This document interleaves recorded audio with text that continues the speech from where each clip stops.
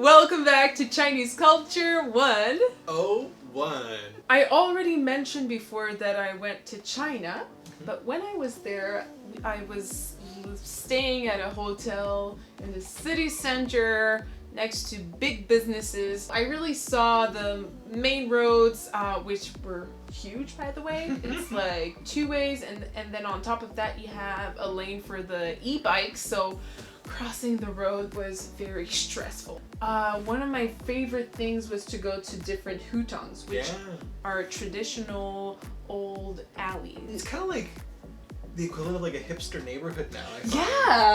It's like some little like cool little karaoke bars and just like some things that you might find in your area. Like it's really eclectic cute. Hipster. Yeah. Since you lived a little longer in China than I did, or I should say stayed, I'd like to hear how it was for you.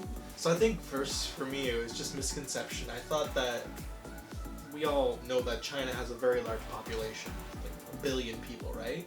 I wasn't disappointed because there were people everywhere. I flew in at like 5 p.m. Tried to take, of course I'm trying to be cheap on there, so I took like the DTI, I took the train down, so I had 2 large cases, and then I had a smaller carry-on. Trying to get on the subway at 5 p.m. with the rest of the 36 million people who live in Beijing was stressful. No. Rush hour! Oh my! Rush hour! It was tough. But then I got to a smaller city I was staying in Anhui province. Flew in there a couple days later, of course, after doing the touristy things like the Great Wall of China, the market. You have to see it, right? Yeah. Forbidden City, Summer Palace. Summer Palace, all great. The Hutong, all great things that you kind of have to do when you're touristing. After doing that, I decided to go visit my family who lived there at the time. They just lived as the locals do, so we lived in a Shaoqu. It's like a gated community. There's a gate with a guy who kind of like a guard. You know, maybe like 6 or 10, 12 lower high rises with ponds, kind of like a courtyard situation going on. So it was kind of relaxing. But I found like during the hours between 9 and 5 when people are working, it was kind of dead. Like there wasn't a lot of activity going on. Kids were at school, the adults were at work, and then it was kind of like the grandmas and the grandpas out and about. So I often would spend a lot of time with them. Just chatting with them, doing what they do, and just kind of bombing around China. You mentioned that most children live in big apartment buildings, but funny enough, most of them I see sometimes, they have their coats on. Well, there are chances that I may have just run through the door from their extracurricular activities, but one thing I noted while living there is depending where you live in China, the heat is kind of regulated and the switch is flipped specific times of the year. And of course, the building material, it's kind of like concrete walls, so it just escapes all the heat. So if you see a student with like layers upon layers upon layers of clothing, it's because their house is pretty cold. That explains it all. Down south, it might be like 15, 20 during the day, but when it goes down to 8 degrees at night, it's still pretty cold. Ooh. So, but then when you go northern, like Beijing, Harbin, which is like real north, it's like comparable to Canada weathers, like where we are. The heat's turned on much earlier. So as you go south, the heat gets turned on later. Okay, got it. I found that out quite early when I was there. I would go to bed with a hot water bottle, my winter coat, and I wore my jeans to bed, which were really uncomfortable because I was cold. Oh my! Yeah. 8 a.m. They have like a longer extended lunch, kind of like a 2-hour thing. Oh, okay. So they get to spend with the family, eat food, take the equivalent of a siesta, like a little afternoon nap. And then I think it's a later afternoon. So a lot of teachers actually asked questions if they ever get their 1700 slot filled, which is like 5 p.m. Yeah. It's not a popular spot because generally kids are just like rushing through the door. They gotta eat dinner, and it's not a convenient time. But yeah, the kids are busy. Like they hit the ground running from maybe 6:30 when they wake up till when they complete classes at the end of the day. They're going to bed late. late. So. And then add on the English classes, and then they have so many activities on the weekend on top of that. Yeah, but it's like extracurriculars. But they are formal subjects like math, English, Chinese, calligraphy, dance class, like piano. They play like 15 different instruments. So it's a very education-focused household.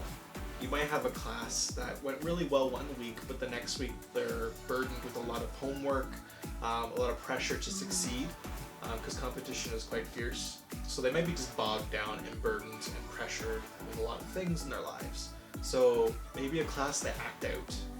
It might not necessarily be your teaching technique, and they might not respond to anything. They're just tired. Really, they are. They want to make us proud because they do like us. Yeah.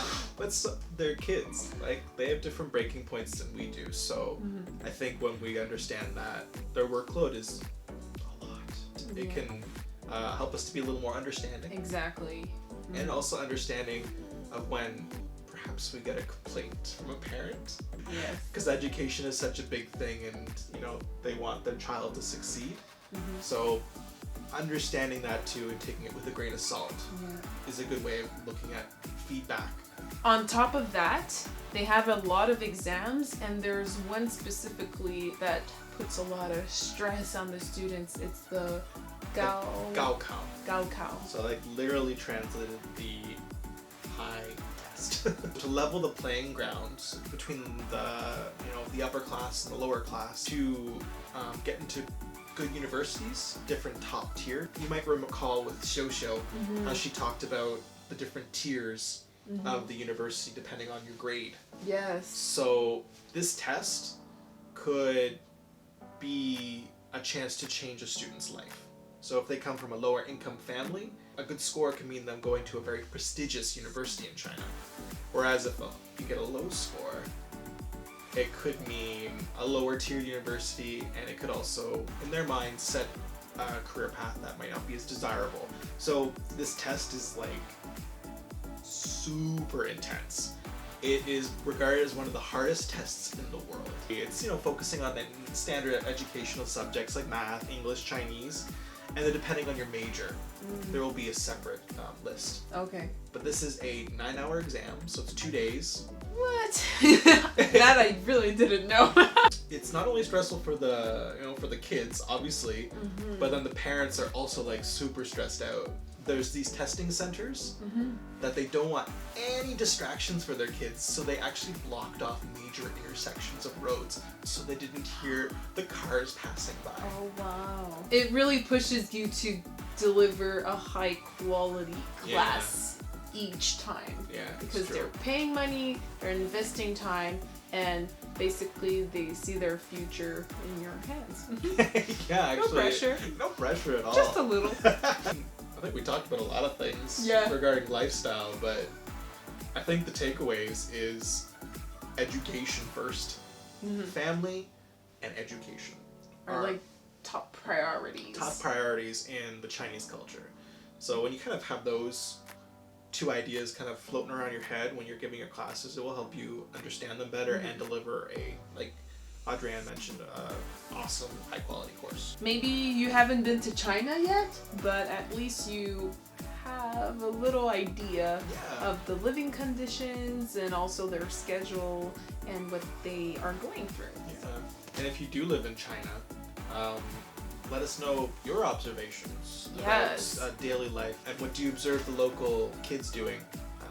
Many of your teachers are actually in a brick and mortar school, so you guys know much better than we do the day-to-day going on of these kids. So drop us a comment to let us know. Share the knowledge. Thank you so much for watching. Take care. Bye. Hi, this is Anne from Wells English. If you like this video, please make sure to give it a thumbs up and subscribe. You can also click on one of these videos to continue watching great content. If you'd like to join the fun and become a Wells English teacher, you can click on the link in the description below to apply now. Happy teaching!